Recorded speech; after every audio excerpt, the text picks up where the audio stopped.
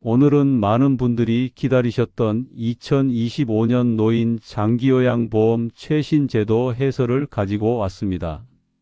복잡하고 어렵게 느껴지는 법정 공적 복지 제도를 쉽고 명확하게 이해하실 수 있도록, 그리고 무엇보다 여러분이 실제로 어떤 혜택을 받을 수 있는지, 어떻게 신청해야 하는지 꿀팁까지 아낌없이 알려드릴 거예요.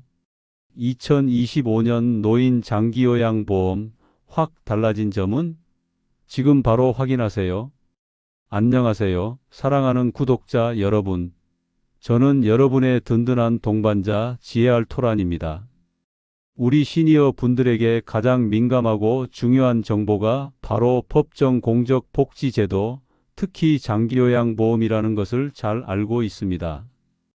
작년에도 많은 분들이 장기요양보험에 대한 궁금증을 댓글로 남겨주셨고, 올해 2025년에는 더욱 강력해진 제도 변화가 예고되면서 많은 문의가 쇄도하고 있습니다.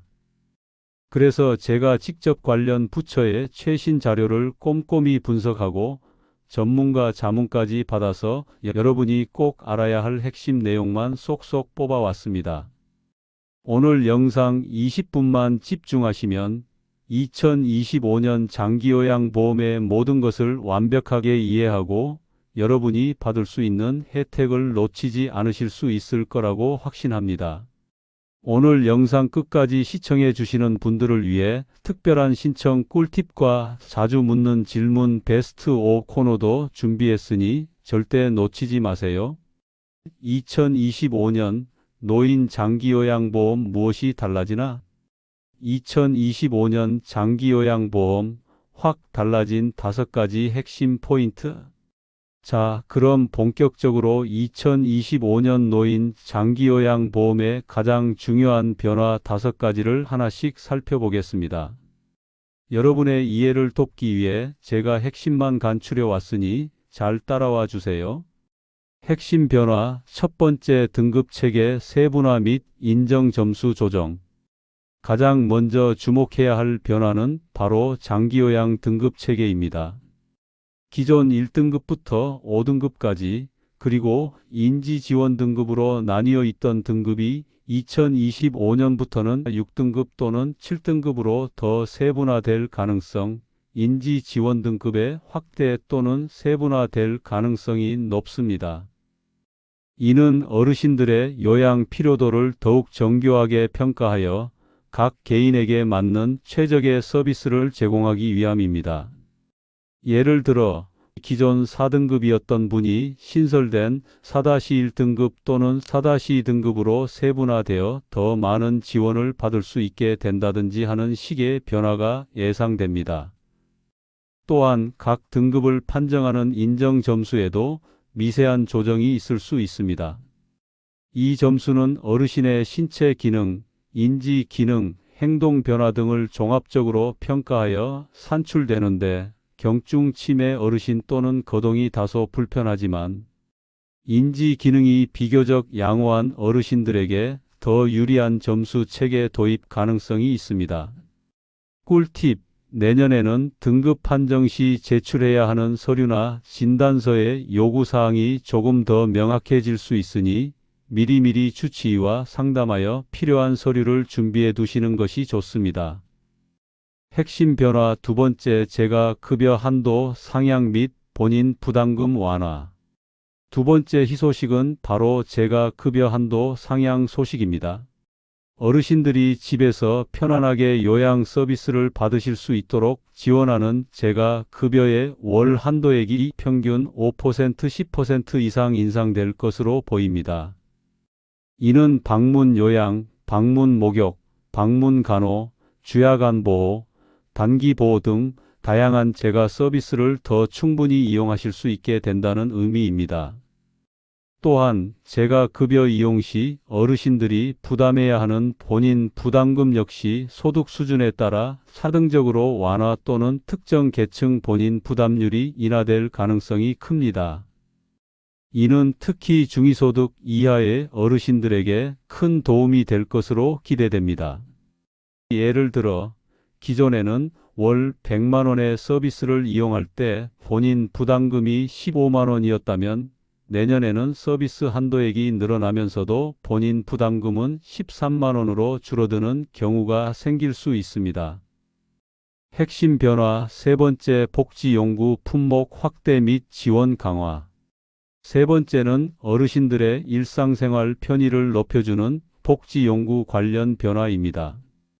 2025년부터는 장기요양보험으로 지원받을 수 있는 복지용구의 품목이 예상 변화됩니다. 전동침대, 욕창방지 매트리스 등 고가 품목 추가 또는 기존 품목의 지원 기준이 확대될 예정입니다. 이는 어르신들이 보다 안전하고 편리하게 생활하실 수 있도록 돕는 중요한 변화입니다. 특히 예상 추가 품목으로 낙상 방지 보조기구, 스마트 센서 기반의 안전용품 등 첨단 기술이 접목된 연구들이 추가될 가능성도 있습니다. 꿀팁, 복지 연구는 대여 또는 구매가 가능한 품목이 다르니 필요한 연구가 있다면 미리 국민건강보험공단 또는 장기요양보험 홈페이지를 통해 최신 품목 리스트를 확인하고 전문가와 상담하여 가장 적합한 연구를 선택하세요. 핵심 변화 네 번째, 가족 요양비 지급 대상 확대 및 기준 완화. 네 번째는 가족이 직접 어르신을 돌보는 경우 지급되는 가족 요양비에 대한 변화입니다. 2025년부터는 특정 질환을 앓고 있는 어르신을 돌보는 가족에게 가족 요양비 지급 대상 확대 또는 요양보호사 자격증 없이도 일정 기준, 충족 시 지급 등 지급 대상이 확대되거나 지급 기준이 완화될 가능성이 있습니다. 이는 가족 돌봄의 중요성을 인정하고 가족의 부담을 덜어주기 위한 정부의 노력입니다. 특히 중증 치매 어르신 또는 거동 불가 어르신을 전적으로 돌보는 가족에게 추가 지원 등 심화된 돌봄이 필요한 경우에 대한 지원이 강화될 수 있습니다. 핵심 변화 다섯 번째, 치매 관리 등 인지 기능 강화 프로그램 확충. 마지막으로 주목할 변화는 치매 관리 및 인지 기능 강화 프로그램의 확충입니다. 2025년에는 경증 치매 어르신들을 위한 주야간보호센터 내 인지 훈련 프로그램이 더욱 다양해지고 지역사회 연계 치매 안심센터와의 협력 강화, 가정 방문형 인지 강화 서비스 도입 등 접근성이 높아질 것으로 예상됩니다. 이는 어르신들의 인지 기능 저하를 예방하고 삶의 질을 향상시키는 데 큰 도움이 될 것입니다. 치매는 조기 진단과 꾸준한 관리가 중요한 만큼 이와 관련된 서비스가 강화되는 것은 매우 반가운 소식입니다. 자, 이제 가장 중요한 시간입니다. 이런 좋은 제도, 과연 내가 혜택을 받을 수 있을까? 어떻게 신청해야 할까? 궁금증이 많으실 텐데요. 제가 지금부터 장기요양보험 신청부터 인정까지 단계별로 쉽고 명확하게 설명해 드리겠습니다. 여러분이 직접 신청하실 때 도움이 되도록 꿀팁도 아낌없이 방출할게요. 1. 장기요양보험 수급 대상은 누구인가요? 기본적으로 장기요양보험 수급 대상은 만 65세 이상 어르신 또는 만 65세 미만이라도 노인성 질병 치매, 뇌혈관성 질환, 파킨슨병 등으로 거동이 불편하거나 인지 기능 저하가 있는 분입니다.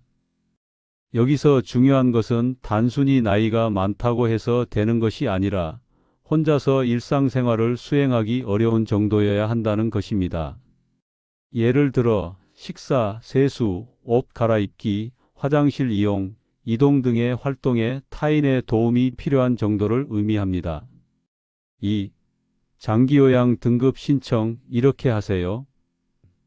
단계 1. 신청 서류 준비. 가장 먼저 신청 서류를 준비해야 합니다. 핵심 서류는 장기요양 인정 신청서와 의사소견서입니다. 의사소견서는 반드시 노인성 질병 관련 전문의 신경과 정신건강의학과, 재활의학과 등에게 발급받으셔야 합니다.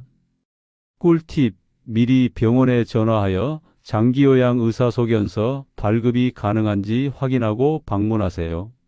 장기요양 인정 신청서는 국민건강보험공단 홈페이지 또는 지사 방문, 의사소견서, 노인성 질병 관련 전문의 발급이 필요합니다. 단계 2 신청 방법. 신청은 크게 3가지 방법이 있습니다. 국민건강보험공단 지사 방문이 가장 일반적인 방법입니다. 궁금한 점을 바로 물어보고 도움을 받을 수 있습니다. 우편 접수는 거리가 멀거나 방문이 어려운 경우 이용할 수 있습니다. 온라인 신청은 국민건강보험공단 장기요양보험 홈페이지를 통해 공인인증서로 접속하여 신청할 수 있습니다. 꿀팁, 온라인 신청 시 서류를 스캔하여 첨부해야 하므로 미리 준비해 두세요. 단계 3 방문 조사. 신청이 완료되면 국민건강보험공단 직원이 직접 어르신 댁을 방문하여 심신상태 평가를 진행합니다. 이 과정에서 어르신의 신체 기능, 인지 기능, 행동 변화, 재활 등 전반적인 상태를 면밀히 파악하게 됩니다.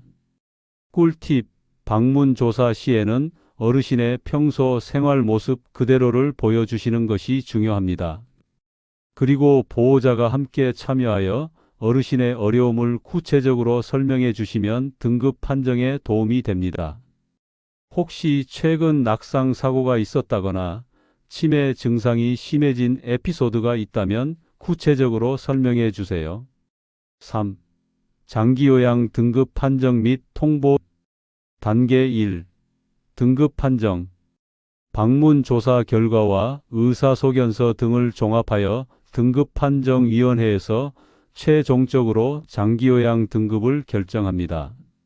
이 과정에서 필요한 경우 정밀 검사를 추가로 요청할 수도 있습니다. 단계 2. 결과 통보.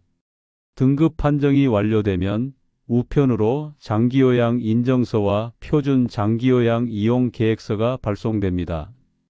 인정서에는 어르신의 등급, 1등급에서 5등급 또는 인지지원 등급, 유효기간 등이 명시되어 있고 이용 계획서에는 어르신에게 맞는 급여 종류와 한도액 등이 상세히 나와 있습니다.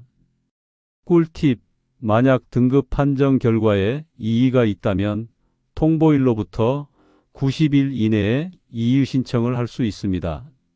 이의 신청 시에는 추가적인 의학적 소견이나 어르신의 상태 변화를 증명할 수 있는 자료를 함께 제출하는 것이 좋습니다.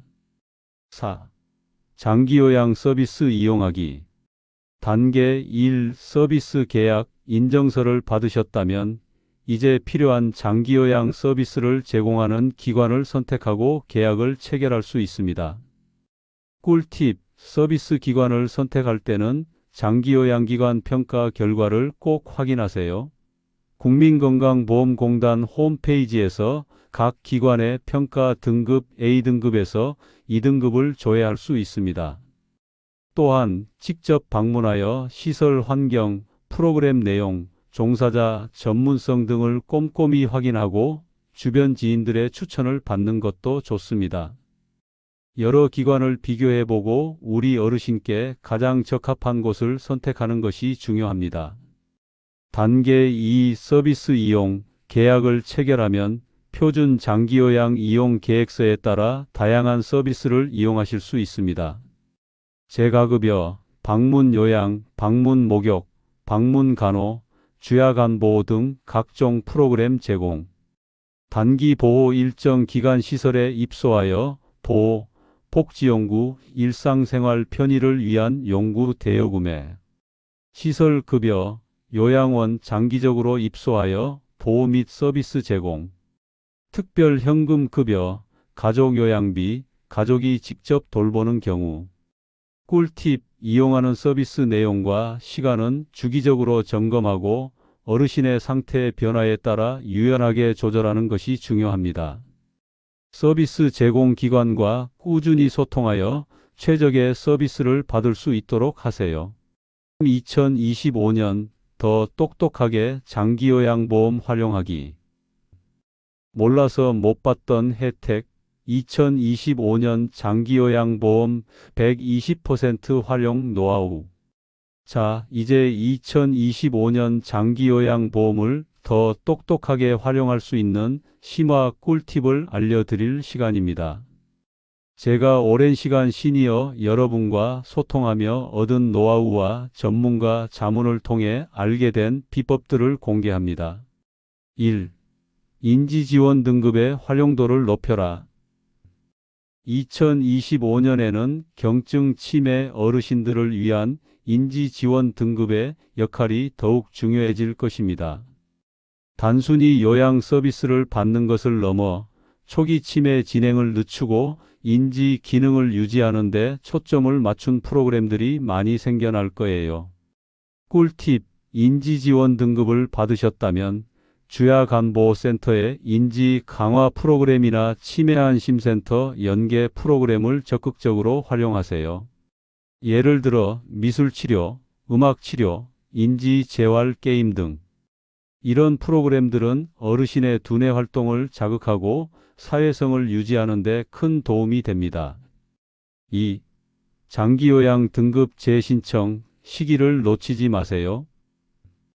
장기요양 등급은 유효기간이 있습니다. 보통 1년에서 3년인데 이 유효기간이 끝나기 전에 재신청을 해야 합니다.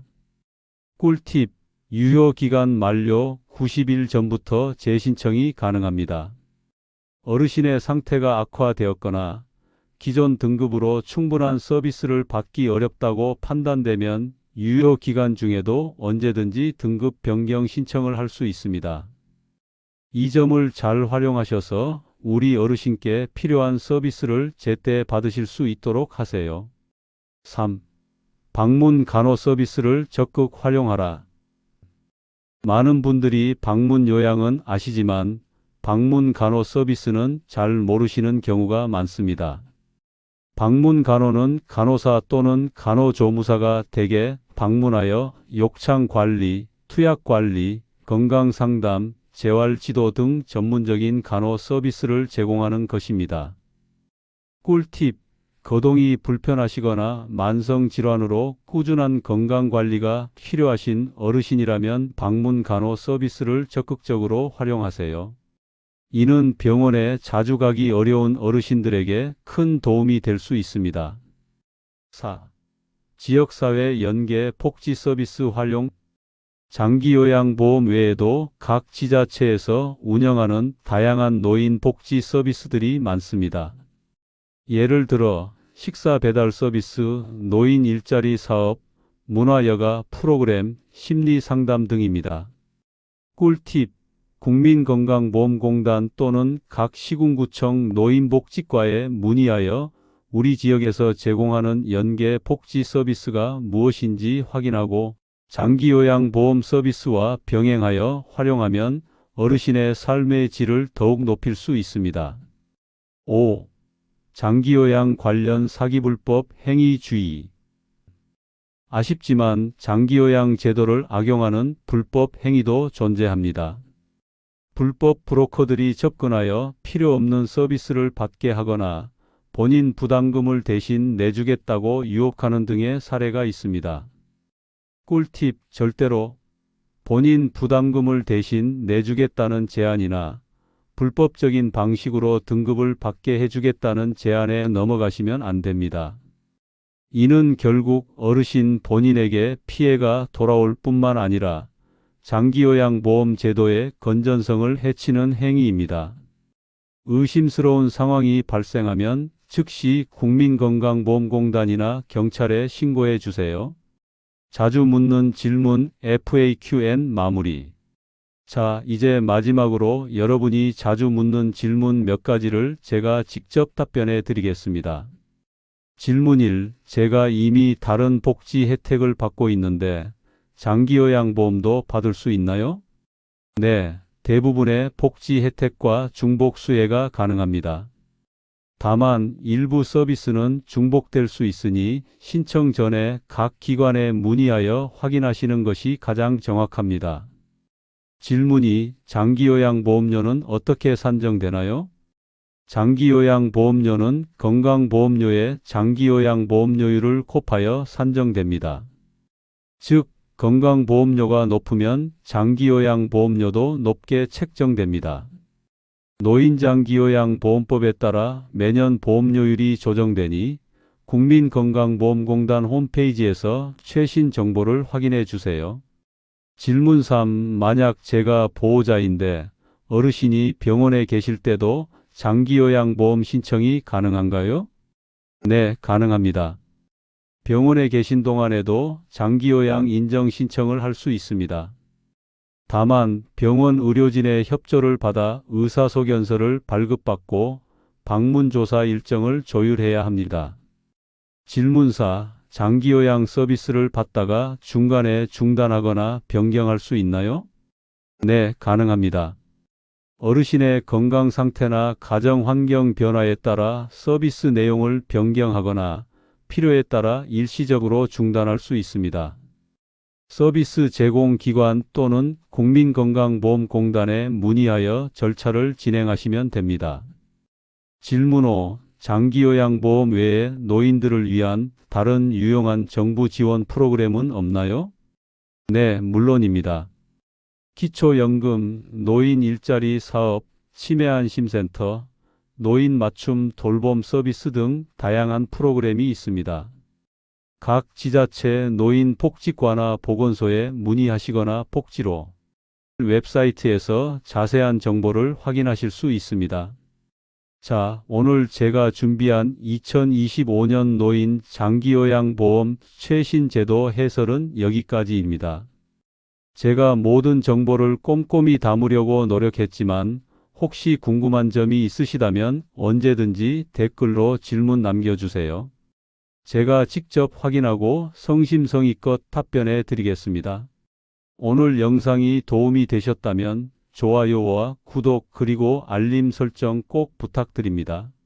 여러분의 관심과 응원이 저에게는 큰 힘이 됩니다.